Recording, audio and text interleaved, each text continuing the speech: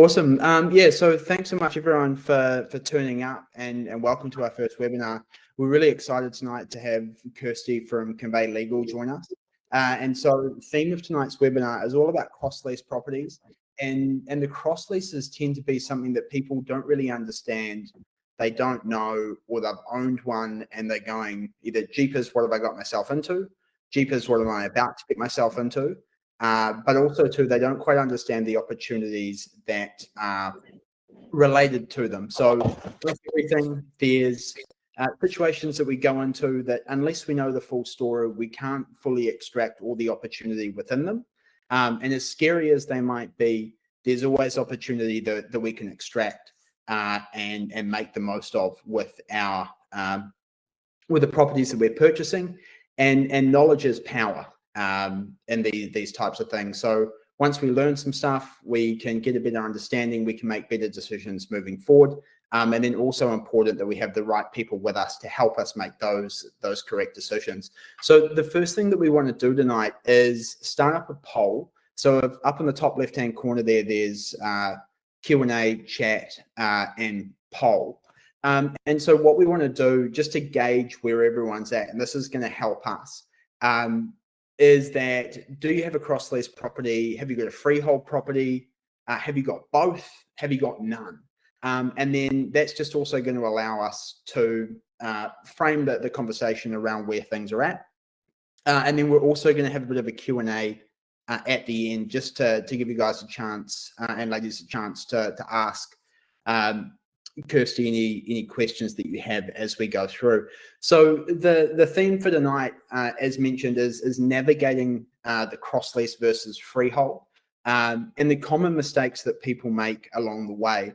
So potentially simple but not always easy. And so we'll walk through with Kirsty those steps. And then at the end of the webinar, or by the end of the webinar, you should have a pretty good understanding of how to navigate the freehold cross-lease situation, but also to just give you some more insight into the questions that we should be asking when we're talking to our lawyer, when we're looking at a plan or a flats plan from an overview. This isn't obviously going to be the step-by-step how you can do everything, but it's going to give you an overview to be able to ask some better questions and look at some better opportunities.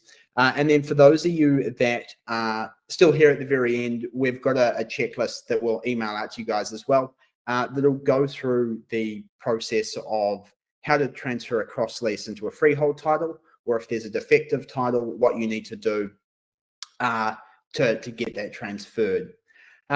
So for those of you that don't know me, Hadley from New Zealand Property Buyers. So we started our company about 5 years ago now, where we go and we represent the buyer through the transaction. I won't talk too much about me and what we do, but if there's any queries or questions, we can help you out later on down the track. I think the most important person to introduce tonight is Kirsty from Convey Legal. She's the expert here around the cross leases. So I'll turn it over to Kirsty just to give us a bit of an intro, and then we can kick off the topics from there. Thanks, Hadley. So, hi everybody. I'm Kirsty. I'm Convey Legal. I am I'm the director of the company. I'm also what we call a conveyancing practitioner. So I specialise in all things property, titles, subdivisions, and the such like. I've been I've owned this firm for coming on 6 years. I've got over 12 years experience in property law. So yeah, sorry? You know a thing or two, and you've seen a cross lease or two. Oh, I've seen every form of cross lease that you could possibly see, and it's something that really interests me completely, because every cross lease is slightly different, and how to get around the issues that come up are always fun. So it's about having the right team around you when you're buying a cross lease to make sure that you're going to get the best value out of it. Cool, awesome. Yeah, so in terms of the stuff that we're going to cover tonight, and in terms of the format, so what we're going to do is we'll just have a bit of conversational to start off with around just some questions to get an overview. Then we've got some case studies that we're going to run through from Kirsty to some practical insights into how we look at things and how we go about them. So to sort of kick things off, Kirsty, what is a cross lease, or what is it not? Just for people that don't know, to get a bit better understanding. Cool. So to give you a baseline, most properties in New Zealand are freeholds, and that's where you own the land in entirety in yourself. Now, a cross lease isn't necessarily, a lot of people automatically think leasehold, and that's not what it is. So you still own a share of the underlying land, so the land that your dwelling sits on, and then you, in inverted commas, you lease the dwelling from the other owner. So you have an undivided share, or a divided, it might be a third or a half or a quarter share, depending on how many units are on that cross lease. And then you lease the unit or the dwelling from the other leases, which restricts your ability, a little bit of your ability to do what you want. So basic is that a cross lease title consists of both an undivided share in the fee simple land, so your freehold land, and then you have a leasehold estate in the buildings. Okay, and so are most of them in New Zealand 999 years, or do the lease terms vary on them? They definitely vary. They definitely vary between areas. So I would say 99% of them are 999 years. I have seen them for 20 years and then have to be renewed consistently. So the longer the cross lease period on your memorandum of lease, the less you have to renew the leases, so the less cost and the upkeep of that title. So effectively, you do want, if you're going to buy a cross lease title and keep it as a cross lease, you want as long a lease period as you possibly can.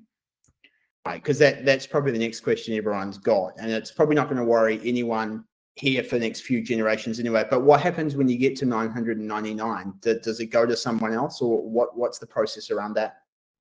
So it's just like renewing a normal stamp, like if you've got a lease on a commercial building, you have to renew it. So you just, it goes on the title as what we call a variation to lease. And so you're varying that lease and you're extending the term of it. I've only seen, in the last 5 years, I've only seen one title that has had multiple variations of lease to do with the term of the lease on it. So the original term was 20 years and then it's been renewed a few times. And now at this final point, they've just gone, no, we need 999 years. And they've finally figured out that you just put a long lease on it. And then let someone else worry about it in 1,000 years' time. That's pretty much it. Yeah, awesome. And so with that, like, what are some of the limitations that you have on when you own that cross lease title? So your biggest limitation is alterations to the property. So the dwelling, you can't extend what they call the external dimensions of the leased structure. So basically, when you look at a cross lease title, you'll have your normal piece of land, and then it'll have the units on it, and they'll have a thick line that shows, it might be flat 1, flat 2, flat 3, or unit 1, unit 2, unit 3. And if the dwelling doesn't match the exterior dimensions of the unit or the flat, then it's what they call a defective title. So you can't make alterations to the, you can't add a room, you can't add a conservatory is probably one of the most common ones. You can't add a garage that's attached to the building. So you're limited on what you can do with the, adding value by adding bedrooms or extending lounges or whatever you want to do to that property without having it being cost prohibitive, with updating the title. So every time you want to do that, you've either got to get consent. Do you have to get consent from all the neighbours, or is it a majority? Do you have to change the flats plan every time?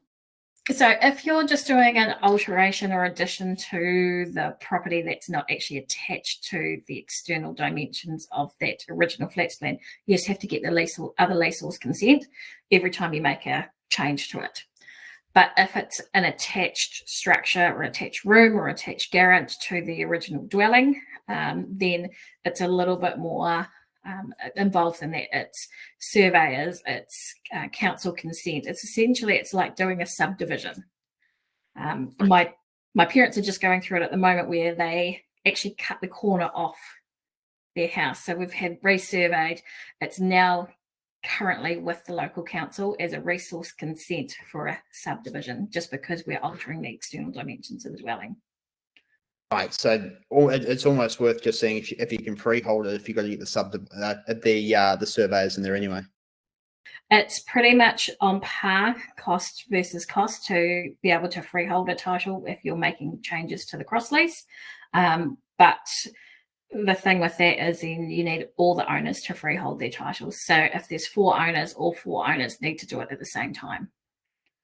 Okay, cool. And so speaking of freeholds, what's the benefit of going and just freeholding your title completely rather than going through the resurvey process again? Well, technically, you still have to go through the resurvey process and all the rest of it, because you're resurveying.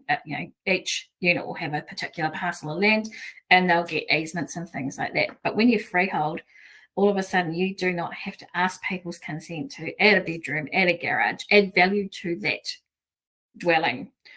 You can go up, you can go sideways, as long as you're within council requirements and you don't need extra file, council consents and stuff like that. You've got a lot more freedom to add value to that property, and it makes it a lot easier for lending purposes and also for resale purposes. It increases the value of a property significantly by making it a freehold title. Yeah, probably more attractive to a number of people as well. Yeah, because people understand what a freehold title is. It's simple. You own that piece of land, you own that house on it, and that's it. Okay, cool. And what are like some of the common mistakes and sort of misconceptions that people have around cross leases when they're purchasing them or going through the process of purchasing them? The biggest common misconceptions or mistakes that people make is, it'll be fine, it's just a conservatory and the bank won't mind that, we'll still get lending on it, or that's okay, they've just enclosed the carport. Enclosing a carport's a really common one. So suddenly it makes it a garage, it's an enclosed space, bank will throw their hands up and say, no, it's a defective title. That's the biggest thing, is it's not going to be an issue. You need to talk to your lender or talk to your lawyer or conveyancer before you put an offer in about how best to go forward making an offer on that property and purchasing that property, so that the bank's not going to stop any potential lending on it. So something like a conservatory can just make the whole title defective. It doesn't need to be a massive thing. Can just be a conservatory, as long as if it's an enclosed and attached structure or attached area to the existing lease, what they call the leased building, it's classed as defective. Wow, okay. And so, like, what if I wanted to go and put a garden shed out the back? Is that cool, or I need to go through the whole process as well? No, a garden shed's fine as long as it's not attached to the dwelling. And it's within what they call exclusive use area. So on a flats plan, which is the second or third page of the title, which shows you the outlay of the land and where the dwellings are, there will be an area, and it's usually marked A, B, C, D, however many people are in there. As long as your garden shed is in your exclusive use area, you're fine. You can put a whole garage in your exclusive use area as long as it's not attached to the existing dwelling, and you're fine. Interesting. Crazy some of the rules. What's sort of like the biggest botch up that or one of the biggest botch ups that you've seen where someone's gone, this is nice and easy, it's only a cross lease, it all looks pretty good, there's just a small defect here, happy days. While Kirsty's thinking about that, just a reminder to everyone, there's the Q&A up the top, and we'll have that at the end, and the chat side of things. So if there's any questions that come up through the presentation, make sure you put them in there and we'll get them addressed at the end. Sorry, Kirsty. So the biggest botch up is actually in one of my examples, and it's a really, really good story about what not to do when trying to fix a cross-lease defective. But essentially, not my client, but a previous owner of the property had removed an attached garage from the house that was actually on the flats plan. And it just caused a whole massive amount of issues. But this particular client then went and invested $10,000 in having resurvey the property, and then paid for the resource consent for the council to update the flats plan. But he didn't get the consent of all the other owners of the property, of all the other cross lease owners. And so he wasted, at that point, he'd wasted $15,000 on trying to fix a defective title. that we couldn't fix. That'd be fairly painful. Yes, yeah. So and that was despite the biggest piece of advice I always give to people when they want to fix a cross lease is make sure all other cross lease owners are on the same page. You can fix your defective title and just have the other owner sign off on the new lease. That's fine. They don't, there's no cost to them. They don't have to do anything with their title. It's of no consequence to them, but they can stop you doing it. So you get that consent before you even start the process. Right. Okay. Otherwise, you're sort of left holding it, and there's not a whole lot you can do. Yeah, that's exactly what it is. You can take them to court, but it's not going to be cost effective to take them to court. Okay, makes sense. I suppose it comes down to that thing of like purchasing any property, that when we're looking at it, that due diligence period becomes really important to check that everything's right and that you've had good communication with your lawyer, regardless of whether it's freehold or cross lease and there's easements or there's encumbrances or something like that on the title. It's just really important to have that chat with your lawyer or your conveyancer to make sure that everything is clean, because once it's unconditional, there's not a whole lot you can do. And that's exactly it. Is your lawyer, your conveyancer, they're there to help you as much as they possibly can. Our premise is there is no silly questions. Ask them away. And if we can't answer it, then we've got another level of experts that we deal with, where it's a really curly one, that we've always got somebody extra that is a very, very specialist in particular areas to bounce things off. So we have a guy down the line that is the ultimate expert in cross leases. Like I'm an expert, but this guy is next level. And he's really fantastic when we're updating cross leases to just double check things to make sure there's not going to be any further issues going forward in the life of this title. Okay, cool. And so speaking of your case study, should we jump into a few of them? And that's probably going to spark some questions with some people. So I'll just share my screen with you and just let me know. There is one question already up if we want to do that while you're getting the screen up. Yeah, cool. Let's do that. Okay, so Jeremy's asked, can you add a bedroom inside the cross lease property by altering the inside walls without permission, i.e. not altering the outside of the property? It's a really fantastic question. Yes, you can. It depends on what they call what's the terms of the lease of the cross lease. So some of them will say you just need the other owners to sign off, because especially if it's a structural alteration. Structural alterations, you have to get building consent anyway, so you might as well get the other owners to sign it off as well. As long as it's all consented, though, 99.9% of the time it's not going to be an issue. Okay, so even if it's like internal, the other neighbours don't know about it, you've still potentially got that obligation to let them know. It depends on it, yeah. So it depends on how what they call the memorandum of lease is written as to whether internal alterations need to be consented by the other owners. Okay, interesting. Another blooming good reason to get someone to check your lease out so that you know about that stuff as well. Has my screen come up for you? It has. So this one is, can you flick the next page over? Sorry. And then that will tell me exactly which one case study it is. Okay, so this one's really interesting. This one, my clients were purchasing a property here in Whangarei, cross lease. Properties, flat 2, they were purchasing flat 2. So if we go 2 slides over, so that shows the original flats plan for the property.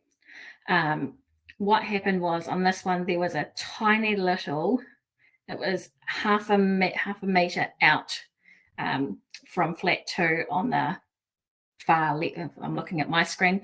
So into the area that's labelled as, I think it was B, on this one for a dining room extension. Now, because that alteration altered the external dimensions of the property, the bank wouldn't lend on it unless we had the vendor's undertakings that they would fix the cross lease. So the vendor, we actually had to withhold funds from settlement until the vendor completed it. And if you go, I think 1, 2, flick on next couple of slides. So that one there, if you look on the top left-hand corner, you'll see a tiny little sliver. Yep, right there. That's what was added on to the property, and that's what caused the property to be defective title. It's that one little 100 mil. That one little piece, yep. So that cost the vendor $20,000 to fix. Jeepers. Yeah, so that's the whole thing. That was us going through and looking at the pictures of the property online, and also having a look at the title and making sure things matched.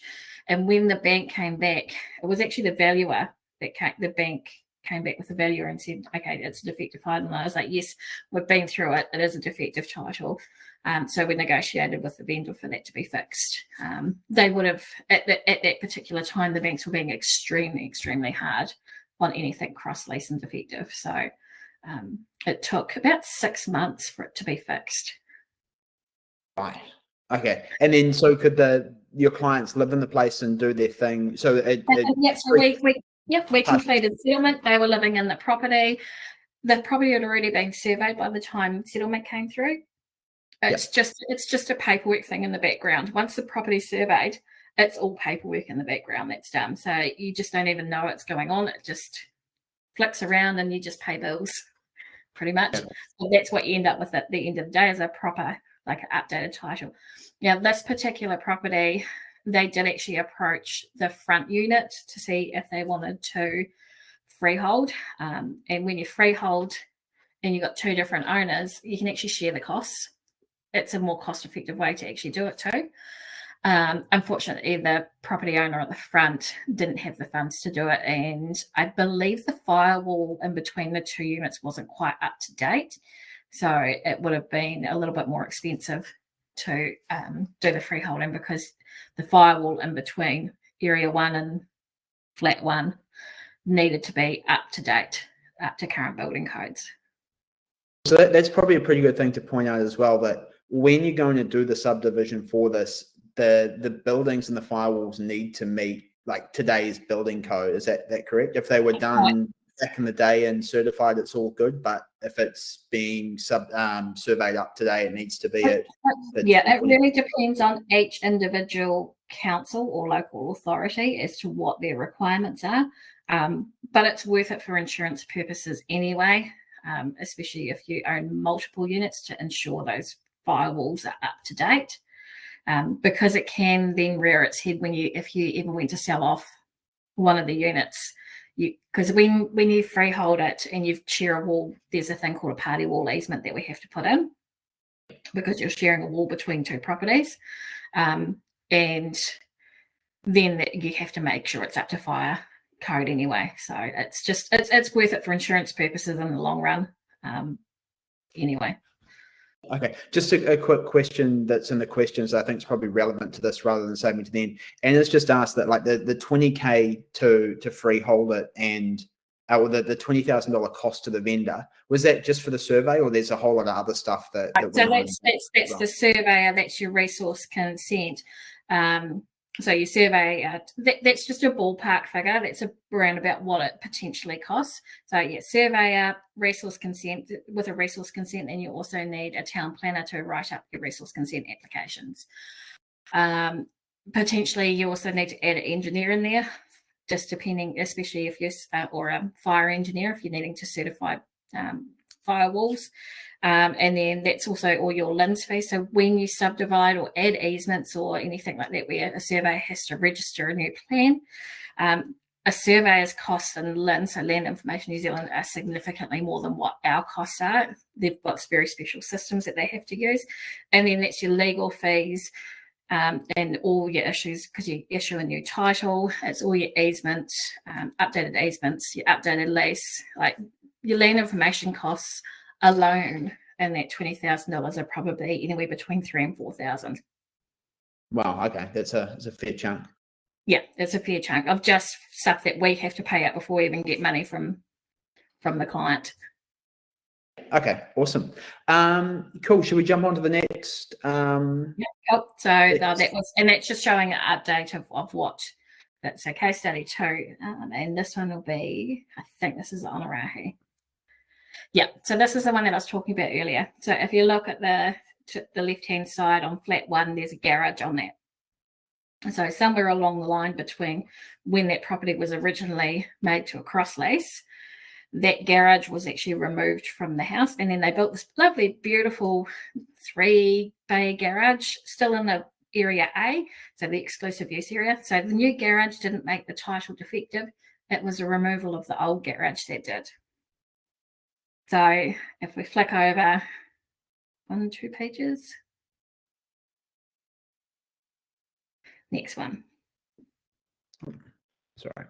Oh, nowhere to go. Is that this one here with the Yeah, garage? that was the updated plan that we were getting ready to submit, but it was actually 2 of the unit owners that behind it that were part of the cross lease that said no, they wouldn't consent to updating the title. That stopped that. So you can see area 1A is where the new garaging was. Area 1 is the original dwelling. And area A is their exclusive use area. And the whole thing got stopped because there was a garage that was connected, and they removed the connected garage, but they could do whatever they like with 1A. Yeah, yeah, because it's not attached to the original leased structure. Interesting. Okay. That one was a really curly one for us, and it took us a while. Like, I actually ended up having to go to the one up because we'd never had it where somebody had actually removed something from a title that was from a leased area that was actually attached and enclosed and then removed from the leased area. So that was a bit of a curly one. So that one was really, really interesting for us. Okay, cool. And then we'll just move on to the third one, and then once we finish the third one, we'll have a bit of a sum up, and then we'll jump into the rest of the questions that are there. So this one was another property in Whanganui. Our clients were selling it.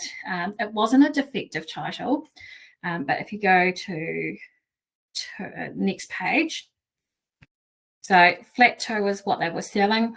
Really, really simple structure. But if we go and then go to the next page.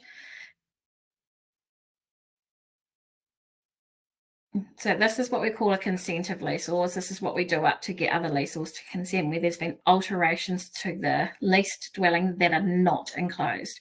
So towards the left-hand boundary of that property, there was a carport added. Because it wasn't enclosed, it doesn't make the title defective. And then to the rear of the property, they actually put a they put a roof over the top of a deck. But because it's not enclosed, it's not classed as a defective title and doesn't need a resurvey. So all we needed was the consent of the leaseholders, and the bank was happy with that. And our client sale went through nicely, and they had a very happy first home buyer that purchased that. Okay, awesome, cool. So yeah, I suppose just to quickly wrap this up, we've got a few questions there. I suppose my biggest takeaways from the stuff that I've learned tonight around this is the fact that if you're making some internal changes to a cross lease property, you actually need to go in and check with your lease that you're actually allowed to do it, and that you don't need to go and check with the neighbors that's the thing. And that if you're putting a detached garage on your own section, that's all good. But as soon as you want to put an attached garage onto something where we're going to have issues with the title, seems a bit counterintuitive, but just is what it is. So anything that's attached and enclosed is a defective. Anything that's not attached but enclosed, you're fine. You just need to get other leaseholders' consent. And anything that's attached but not enclosed, or depending on your lease, internal alterations, you just need the other leaseholders' consent. And that's really simple. You can do it up yourself. 99.9% of lawyers and conveyancers will have a base document that you can use. And you just go knock on your next door neighbour's door and get them to sign. I've never run across somebody that hasn't consented to alterations that are not attached and enclosed. But yeah, it's relatively simple if it's as long as it's not attached and enclosed. Okay, awesome. Makes sense. So Rochelle's asked here, why do cross leases even exist in the first place? And sort of what purpose do they serve versus having a freehold title? Cross leases were a developer's cheap way of subdividing a property that started, I want to say it was back in the 50s, they really started to become a thing. That developers back in that day, then they didn't have to get a consent to add multiple units. They just had to update the title and show all these units on it, and away they went. It was just a cheap way to make more money on a property. It's now coming back to bite people now because you just don't understand the implications of making it. It's a Kiwi thing. You want to increase the value of your house. So there's so many cross leases that are defective in New Zealand. Because somebody adds a room, you add a conservatory, you add a garage that's attached, and away you go. Okay, makes sense. Bulgan's asked here, so upgrading the aesthetics, or what about upgrading the roof of your property? So just again, depending on what your lease entails, I have seen some memorandum releases where you can only use specific colours on the roof, or you can. But as long as you're not affecting the other owners, units or properties, you can upgrade your roof tiles. You can repaint your roof. You can repaint the house. You can add. You can change the decking. You can add a fence. You can do whatever you like, as long as it's within your exclusive use area, and you're just upgrading the aesthetics of the property. There is nothing wrong with upgrading the aesthetics of the property as long as it's within the confines of your lease. Cool. So it's really that thing of check your lease document, make sure that with all the pages and the old writing or the typewriter that typed it up, check that you can understand it and check what you're allowed to do. I mean, for us, if we're got a cross lease, we make a list of, you're allowed pets, but you're not allowed to be noisy. That's a pretty standard one. It's very rarely that there's one that says that you can only go within certain colour parameters, but that's usually when there's multiple units on a cross lease. But if you're on a cross lease and you've got a dwelling that is not attached to any other dwellings, go for your life. You can paint, you can re-roof, you can make the deck look better, you can do what you like with it. Okay. Awesome. As long as you're not making a defective title. Yeah, so that leads on to Anna's question next. So she just wants to clarify. So in terms of your personal use area, if you decide that you want to put a garage in your area that's unattached, it fits the council daylight angles and all the other things we need to be aware of when we get the building consent. We don't need the consent of the other neighbours unless it's attached. Right, so you always need, if you're adding a structure, you should always get the other leasehold's consent. 90% of people only get it when they go in to sell the property. But if you can have it on file when you do that addition of a unattached garage, but it doesn't make the title defective. Okay, perfect. William's asked here, how was the Onarahi Road defective title resolved in the end?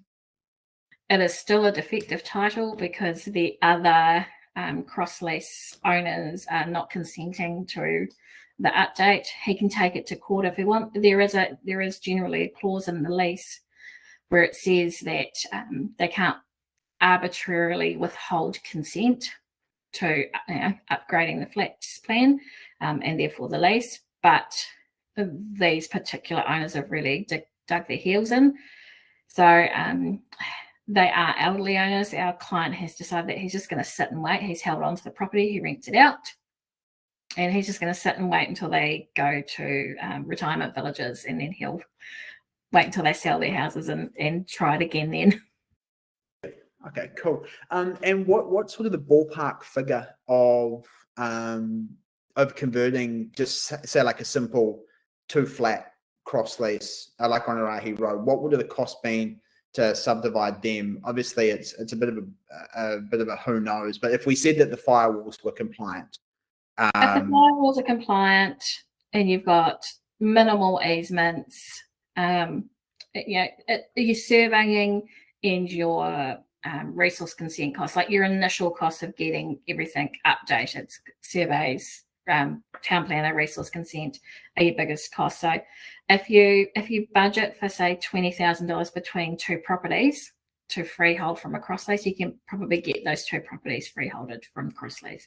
And if you've got two properties and you own one and there's somebody else that owns the other one, then you're going to share that cost. So it's $10,000 each. That's probably a starting figure for a basic, fixing going from cross lease to a freehold title. Yeah, awesome. And what sort of uplift have you seen from in terms of your experience from people from a value perspective, or people refinancing out of a cross lease to a freehold? If you've got the money to go from cross lease to freehold, we're saying, say it costs you $10,000 each, so two properties, $10,000 each, you're probably seeing an increase in value of that property of at least bare minimum double your investment into fixing that cross lease and changing it to a freehold title, if not more. It just is very dependent on the area. Okay, yeah, obviously, naturally. And then Josh has sort of asked a similar question there, just around the property value and how that differs from like a 3-bedroom house that's cross lease and a 3-bedroom that's freehold. Obviously, there's going to be different capital gains, Josh, depending on where you are in the country. I think, like Kirsty sort of said, that if we get for every dollar we spend, we should, in theory, make a dollar as a rule of thumb. But in terms of over the last 20 years, it's probably going to be a really tough one to give you some stats on that without going back through a whole lot of sales data to give you some sort of solid figures. It's very area dependent. It's like if you had a 3-bedroom freehold and a 3-bedroom cross lease in somewhere. So let's just, for example's sake, in Whangarei, somewhere, say Otangarei, you're not going to see any major difference in capital gains over 20 years because Otangarei doesn't have massive capital gains. You might see there might be $20,000 difference between a freehold and a cross lease. So again, you're making $1 for every dollar that you spend. But somewhere that's like Manu or even Beach Road in Onarahi, or I'm trying to think of nice areas that do have cross leases. Kensington and Regent, you're going to make a lot more money and get more capital gains from changing a cross lease to a freehold. Cool. And so Cindy here is just, I suppose, to recap, just around, so structural alterations, we always need the neighbour's consent, and we always need to check the lease for those ones. So when they talk about structural alterations, it really depends on the terms of your lease. So structural alterations generally means a structural wall. So if it's not a structural wall, you might be able to get away with not getting lease or consent. Again, it's all in the terms of your lease. So if you know the terms of your cross lease, your lease, memorandum of lease, that'll tell you, what you can do with the alterations of the internal area of the property.